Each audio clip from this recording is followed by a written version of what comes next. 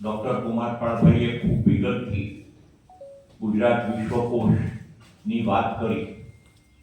અત્યારે જે પ્રવૃત્તિઓ ચાલે છે તેની પણ વાત કરી.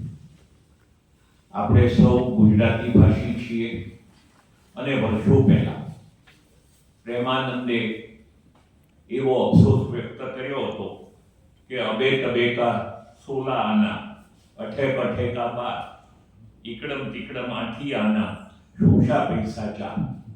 ગુજરાતી ભાષાનું અવમૂલ્યના જ્યારે રૂપિયો 16 આનાનો તો બીજા બધા કરતા 1 આના જેવું, શોષા પૈસા 4 જેવું હતું.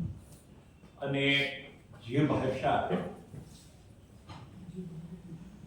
મહાત્મા ગાંધી બોલ્યા હોય, જે ભાષા સરદાર પટેલ બોલ્યા હોય, જે ભાષા નરેન્દ્રભાઈ મોદી બોલતા હોય, આ મોરારજીભાઈ દેસાઈ બોલ્યા હોય, આ સૌ જ્યારે આ ભાષા બોલ્યા હોય ત્યારે આપણા સૌની એ ફરજ છે કે આપણે ભાષાને જાળવી રાખીએ. 2 વર્ષ પહેલા અહીંના એક કાર્યક્રમમાં આદરણીય મુખ્યમંત્રી શ્રી પધાર્યા હતા અને અમે વિશ્વકોશ વતી એમને એટલું જ કહ્યું કે કર્ણાટક જઈએ તો દરેક શાળા ગમે તે માધ્યમની હોય કન્નડા ભણાવવું ફરજિયાત હોય, મુંબઈ જાઓ તો મરાઠી ભણવું ફરજિયાત છે.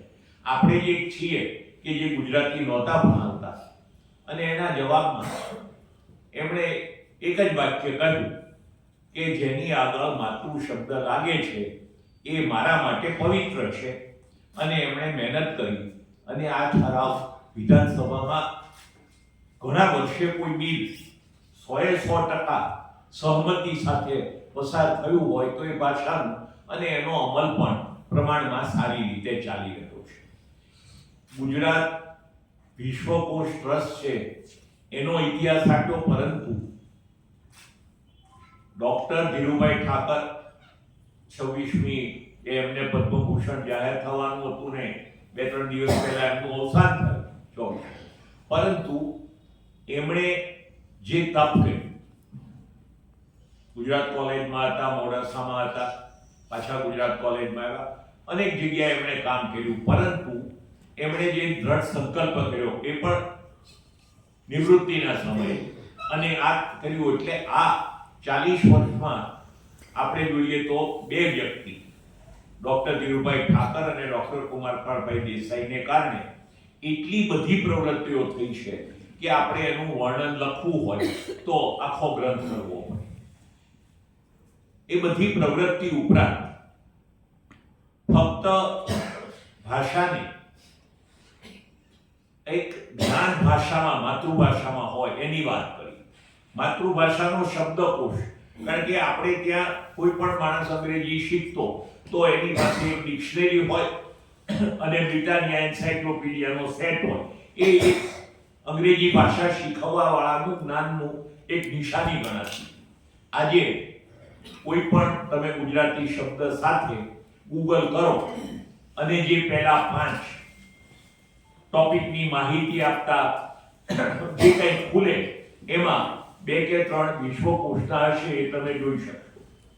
વિકિપીડિયા પછી, વિકિપીડિયા જે રીતે અંગ્રેજીમાં છે એ રીતે ગુજરાતી બન્યું અને આમ આપણને અંગ્રેજી ભાષાના પ્રભાવ વિશે, ગુજરાતીના ભવિષ્ય વિશે વાત કરે.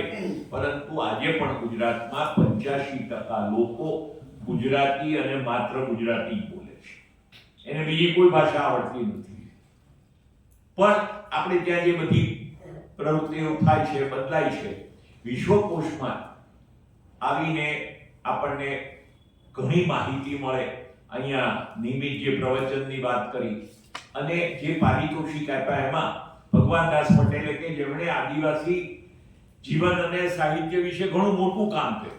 ભરત દવે તો નાટ્યમાં હોય, શૈલીનભાઈ શુક્લ હોય તો આરોગ્યમાં હોય, આ બધાએ અહીંયા પ્રદાન કર્યું. રઘુવીરભાઈ છે, ચંદ્રકાંતભાઈ આપણા મહેતા, બધા જ લોકોએ અહીંયા આપણને આ કામ કરી આપ્યું છે. આજે આપ આવ્યા, વિશેષ વાત ન કરતા આ ગુજરાતનું ગૌરવ છે. ગુજરાત માટે, ગુજરાતી ભાષી પ્રજા માટે આ એક એવી સંસ્થા છે કે જે કામ અને કામ કરવામાં માને છે. કોઈ પ્રકારના વિવાદમાં, કોઈ પણ પ્રકારના જેને આપણે સેન્સેશન કહીએ એમાં પડવાનો આ સંસ્થાનો કોઈ ઈરાદો નથી, પરંપરા નથી. ધીરુભાઈ ઠાકરે એનો એટલો મજબૂત પાયો નાખ્યો છે કે જ્યારે એટલા બધા કોષ થયા, નારી કોષ થયો, વિજ્ઞાન કોષ, બાળ કોષ, અને હવે જ્યારે સંત કોષ થવા જઈ રહ્યો છે ત્યારે અનેક પ્રકારની જે માહિતી છે, જે આપણે જાણતા પણ ન હોઈએ એ બધી માહિતી ઉપલબ્ધ કરાવું.